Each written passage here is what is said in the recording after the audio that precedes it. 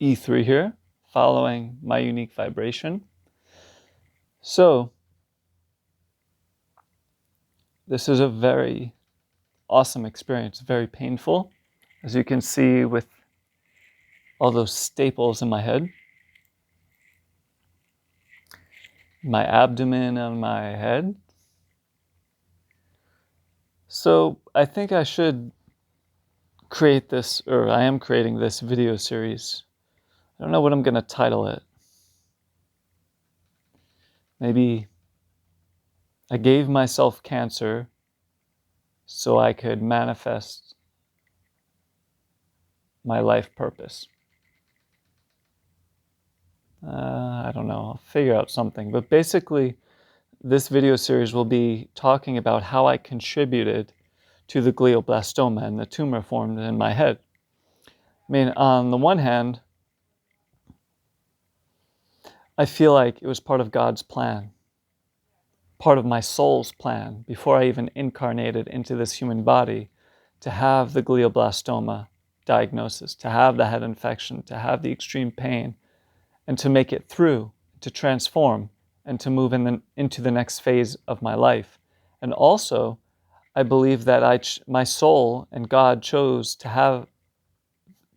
decided that I was going to have this experience at this specific time in human history. So it's kind of like a combination of having the most compassion for myself and also extreme responsibility at the same time. So, this probably won't be completely sequential, but from a very early age, I would hibernate in the basement. There was a television there and a couch. I remember parents fighting, so I would hibernate down there and just have my own little reality, watch TV, eat junk food, and just from a very young age developed that habit of escaping and moving into what I call the escape routine. So the escape routine, everyone has experienced it at some point or another. It's where there's a thought, an emotion, an energy that comes up in our life. It could be an experience. And then we resort to something where we disconnect from our unique vibration.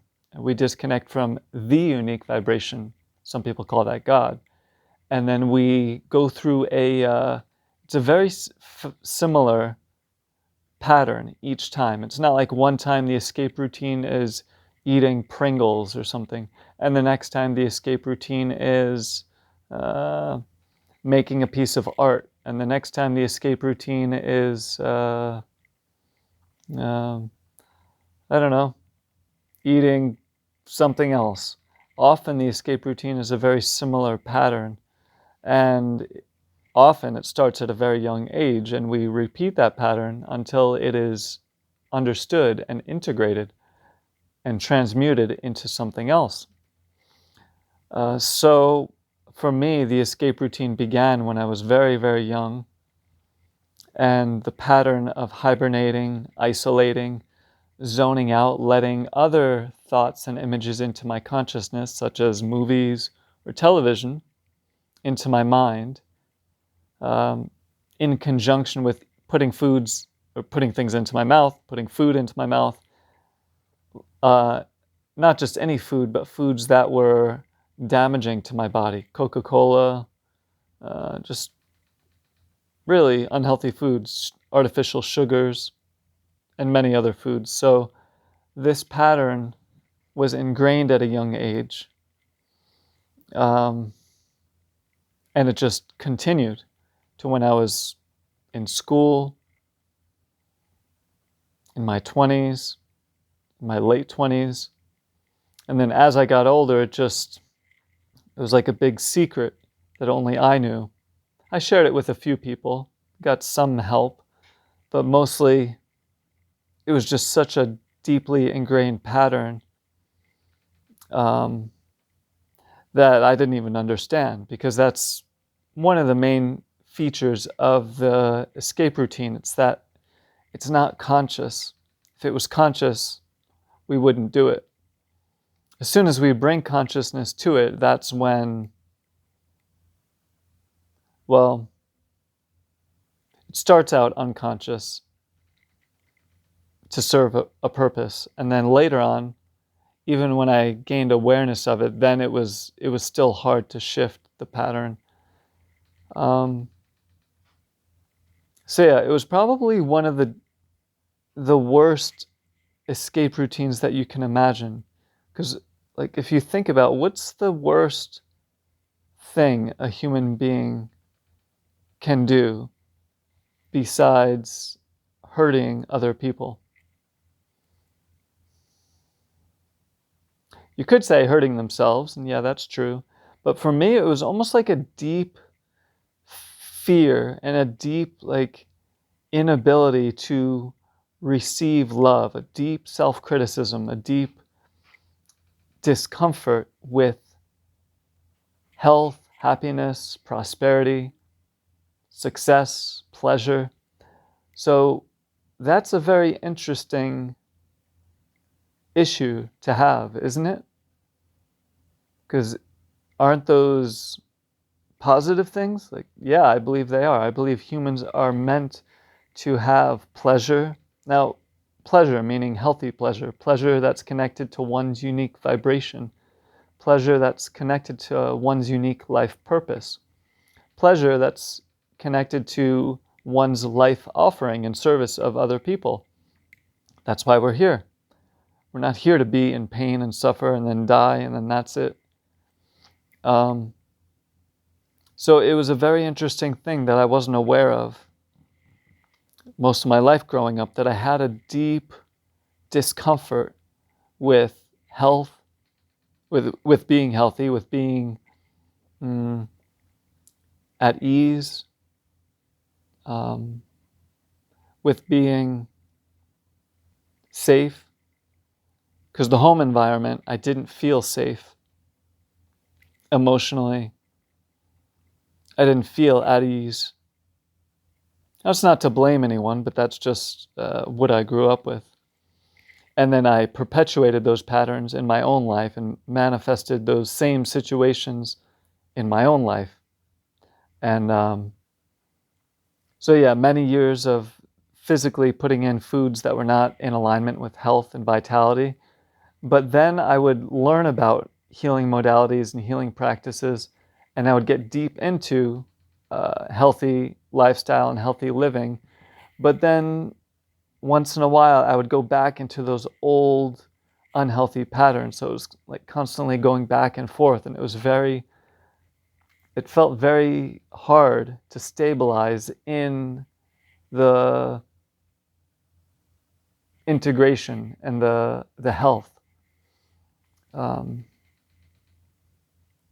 And for a long time, I didn't understand why. Like, why did it feel so uncomfortable to consistently be feeling great and amazing in all areas of my life? And I realized that it wasn't just with food and physical health, but for a long time, growing up and in school, I didn't feel, well, it's kind of a deeper discussion, but even from a very young age, I didn't feel like I was home. I felt like almost like an angel. Like, what am I doing on this planet? Why am I here? This is not home. And then add to that an unstable home. So growing up, I never had stability. I never felt stability. And so it was very hard. And then especially when I graduated from high school and then I moved out, it was just, it was very hard to develop deep relationships, feeling, oh yeah, this is what I'm trying to say, always feeling like I'm in survival mode in many ways. So when I was diagnosed with glioblastoma in October 2019, it was no surprise to me that a tumor formed. Like, it was almost like a near-death experience. When people have a near-death experience, their life flashes before their eyes. So when I was diagnosed with glioblastoma, It's like all the times where I hurt myself, I escaped, I had self-criticism, I had criticism from the outside, I had weak influences in my life that would just collapse to their own escape routines and their own addictions. All of those energies, I remember them, and it made sense that they all went to my head in the form of tumor, glioblastoma. So it was awesome, an amazing blessing, because now, like, some people have these issues, but they're not conscious of it. But for me, it was all brought to the surface, and I could now fully devote my time and energy to fully healing and integrating the root causes and the manifestation of the root causes of the glioblastoma.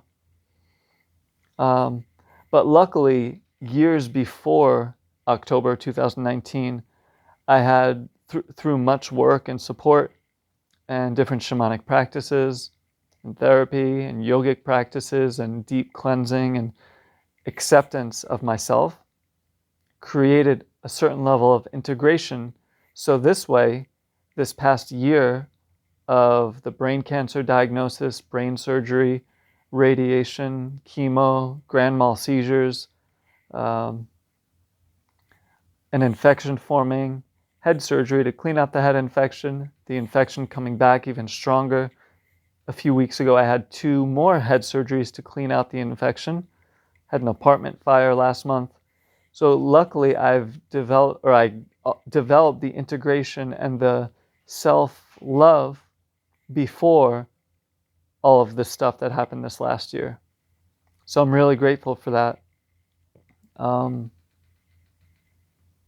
So yeah, in a sense, I created the tumor. But at the same time, like I said, I feel like this is all part of God's plan. So it's an amazing opportunity to start from this point and create an amazing, beautiful life. Now, I didn't consciously choose it, but it's kind of a cool story to go from where I'm at now to where I will be for my benefit and for the benefit of many, many people, plants and animals on the planet. And that's my prayer. And I've developed deep health practices in my mind and my body that will carry over after this is fully healed. And the practices are not based on effort or a burst of enthusiasm, but they're based in integration in my mind, my body, and my soul. That's why I'm confident that I will fully heal, and good things are going to happen.